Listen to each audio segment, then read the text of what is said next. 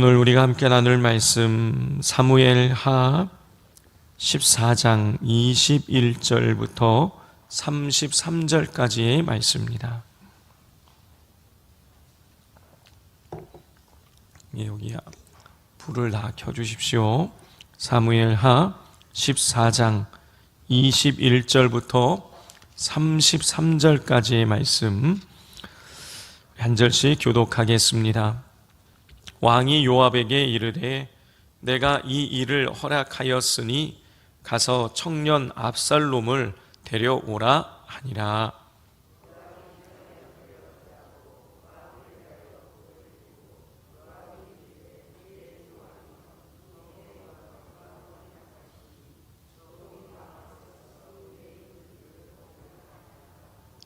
요압이 일어나 그슬로 가서 압살롬을 데리고 예루살렘으로 오니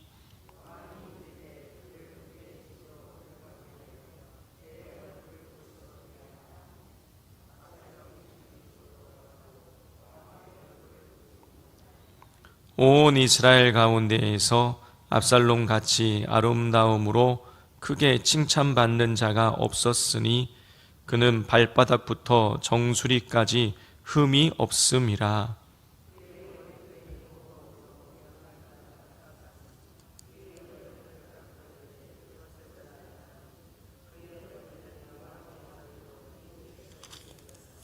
압살롬이 아들 셋과 딸 하나를 낳았는데 딸의 이름은 다말이라.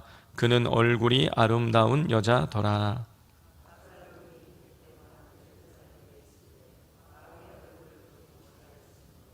압살롬이 요압을 왕께 보내려 하여 압살롬이 요압에게 사람을 보내 부르되 그에게 오지 아니하고 또다시 그에게 보내되 오지 아니하는지라.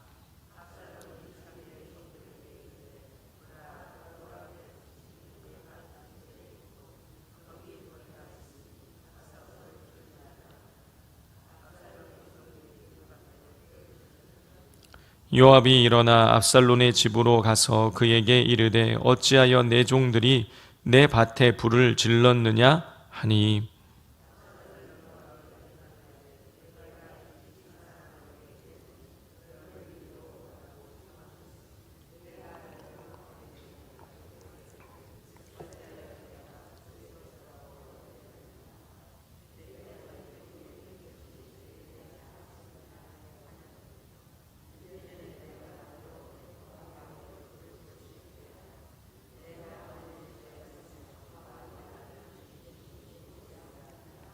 함께 읽겠습니다. 요압이 왕께 나아가서 그에게 아뢰매 왕이 압살롬을 부르니 그가 왕께 나아가 그 앞에서 얼굴을 땅에 대어 그에게 절하매 왕이 압살롬과 입을 맞추니라. 아멘. 어제 우리는 요압 장군이 한 여인을 사주해서 다윗에게 보내 이 첫째 아들, 다윗의 첫째 아들 암논을 죽인 다윗의 셋째 아들 압살롬을 데리고 오도록 다윗의 마음을 돌이키는 그 장면을 우리가 보았습니다. 자, 오늘 본문에는 형 암논을 죽이고 그슬로 도망갔던 이 압살롬이 실제로 예루살렘으로 돌아오는 장면이 기록되어져 있습니다. 자, 요압 장군이 보낸 여인과의 대화를 마친 다윗은 요압을 부릅니다. 그리고 압살롬을 데리고 오라고 이렇게 명령을 내리죠. 요압은 그 즉시로 일어나서 그술 땅으로 가서 이 압살롬을 데리고 예루살렘으로 오게 됩니다. 그러나 다윗은 이 압살롬을 만나주지 않습니다. 우리 24절을 같이 한번 읽겠습니다. 왕이 이르되 그를 그의 집으로 물러가게 하여 내 얼굴을 볼 수 없게 하라 하매 압살롬이 자기 집으로 돌아가고 왕의 얼굴을 보지 못하니라 그랬어요. 방금 읽은 것처럼 압살롬이 예루살렘으로 돌아오기는 했지만 다윗은 압살롬을 만나주지 않았습니다.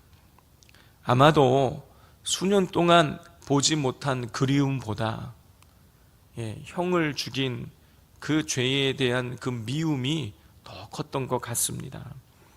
자, 28절을 보면 다윗은 2년 동안 이 압살롬이 예루살렘으로 돌아왔는데 만나주지 않았어요. 자, 예루살렘으로 왔는데 이 압살롬 입장에서는 아버지가 자기를 만나주지 않으니 너무너무 답답한 것이죠.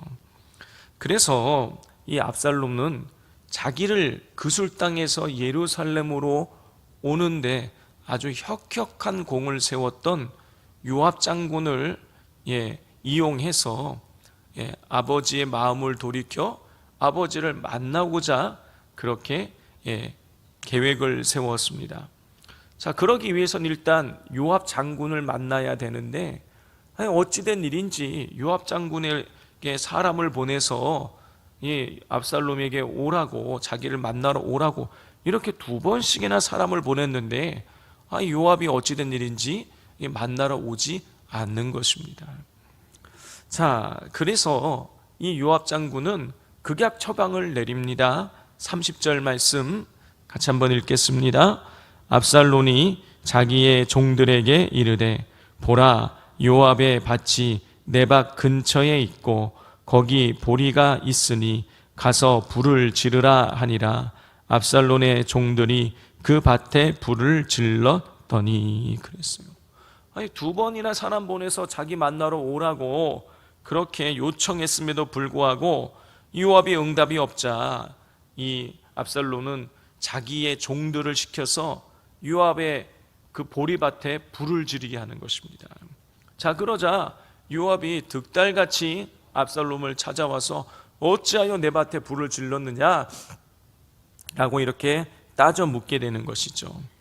그렇게 해서 요압을 만난 압살롬은 자기의 상황에 대해서 하소연을 합니다.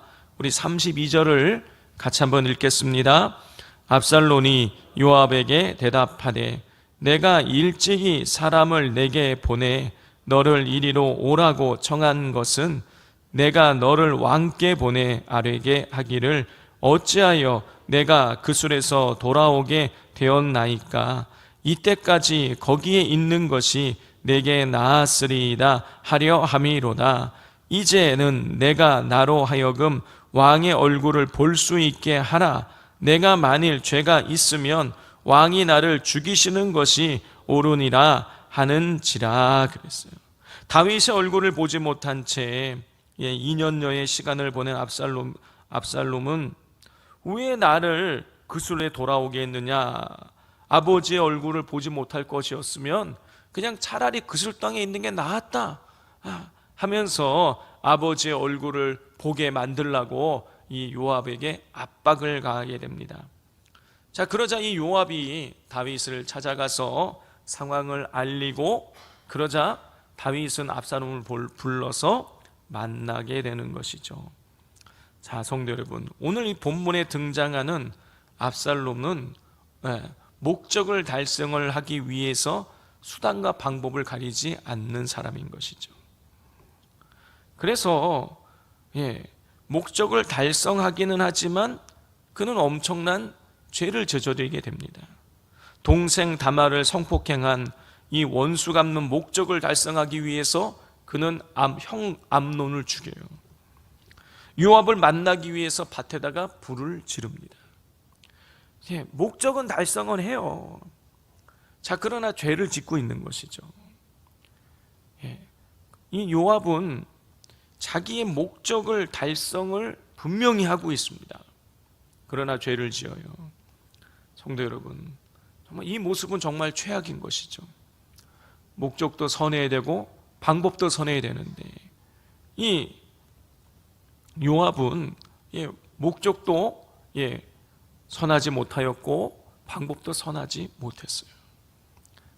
그럼에도 불구하고 그는 그런 자기의 삶의 이 것을 목적을 위해서 수단과 방법을 가리지 않는 이 삶을 바꾸지 않는 것입니다.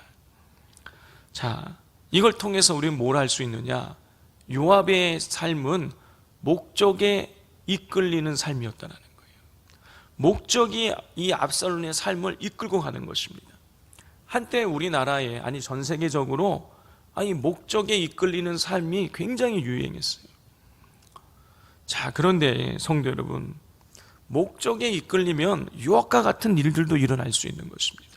그러면 우리는 무엇에 이끌려야겠습니까? 우리는 성령에 이끌려야 되고, 하나님께 이끌려야 되고, 하나님 말씀에 이끌려야 되는 것입니다.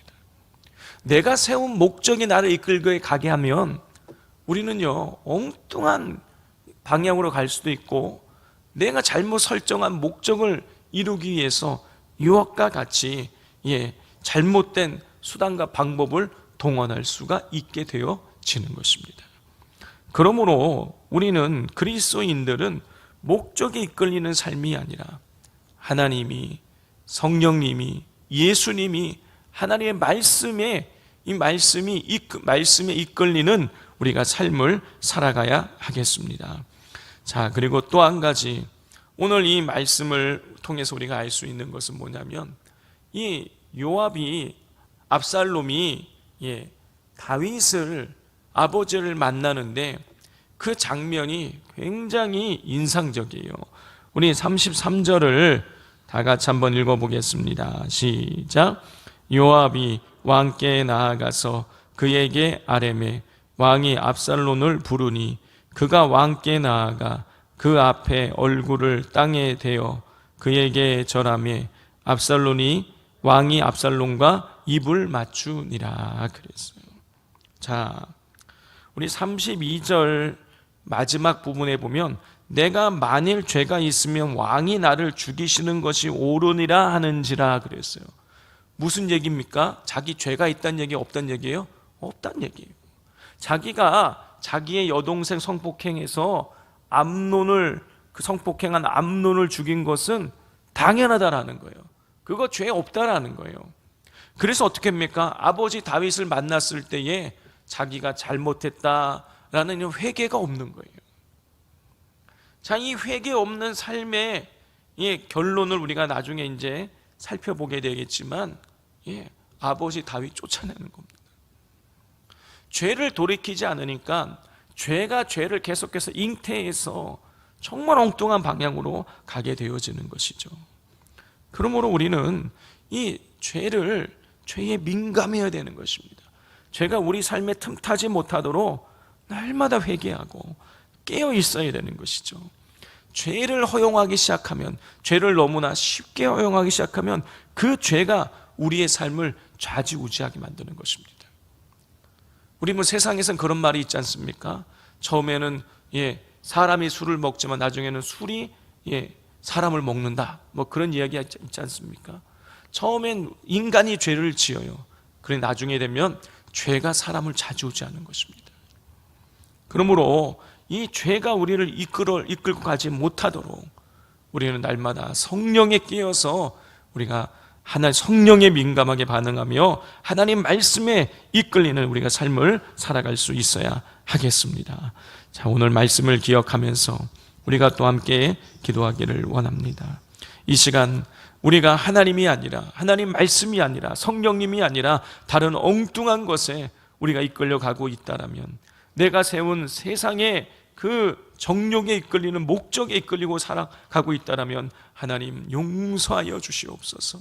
죄를 회개하면서 하나님 온전하게 하나님에 이끌리고 성령께 이끌리고 하나님 말씀에 이끌려서 하나님의 뜻을 이루는 삶을 살아가게 해달라고 기도해 주시고, 또 우리 산돌교회의 수요 예배와 교구 리더 모임과 또 금요 기도회를 통하여서 성령의 충만함이, 성령의 능력이 우리 산돌교회에 임하며 이 새벽에 도우시는 하나님의 거룩한 응답을 날마다 체험하는 우리 산돌교회가 되어지게 해달라고 이 시간 우리 주여 부르짖고 기도하겠습니다. 주여!